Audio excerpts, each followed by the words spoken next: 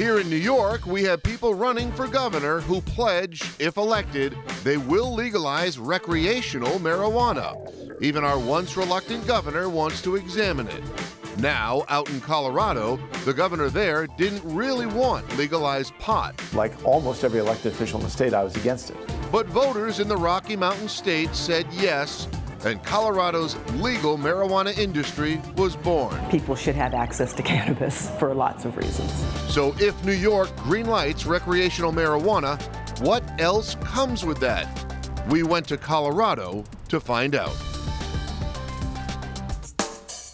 This is Two on Your Side's Steve Brown.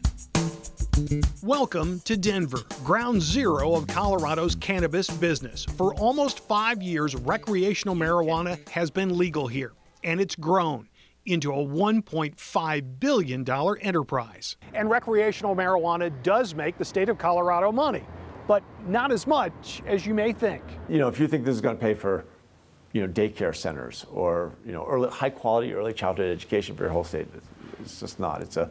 It's a small amount of revenue. What does Colorado's governor mean by that? Well, the Denver Post reports last year Colorado collected $247 million in marijuana taxes. Now, New York is bigger. We have more people, a little over 3.5 times more people.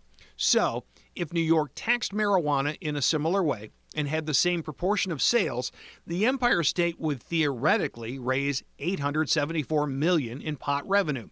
Sounds like a lot of money, right? Except that's just a little more than 0.5% of this year's state budget.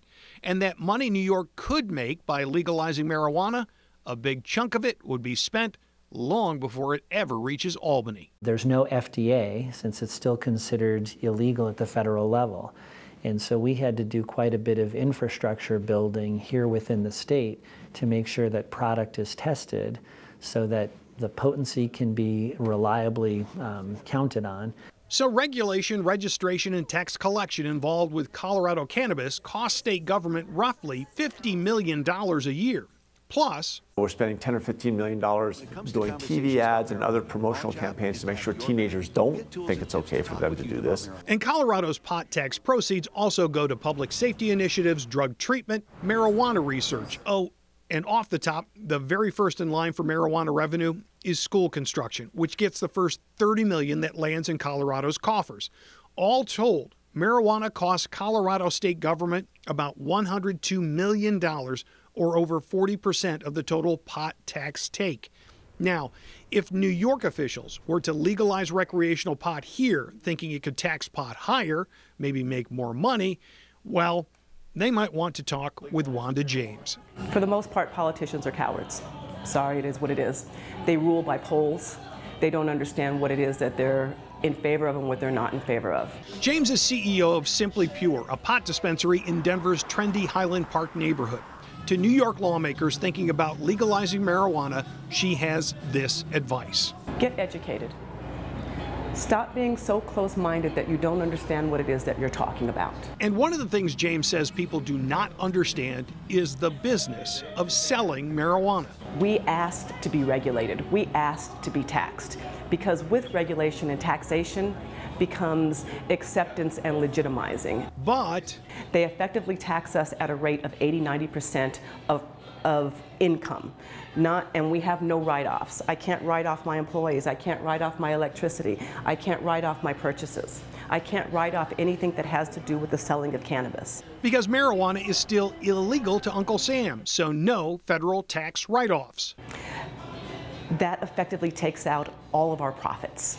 Almost 100% of our profits. Thank God I have not been reliant solely on the cannabis industry for food and for clothing over the last 8 years, but we keep fighting because we know that this is the right thing to do, and eventually we know that we will make money doing this.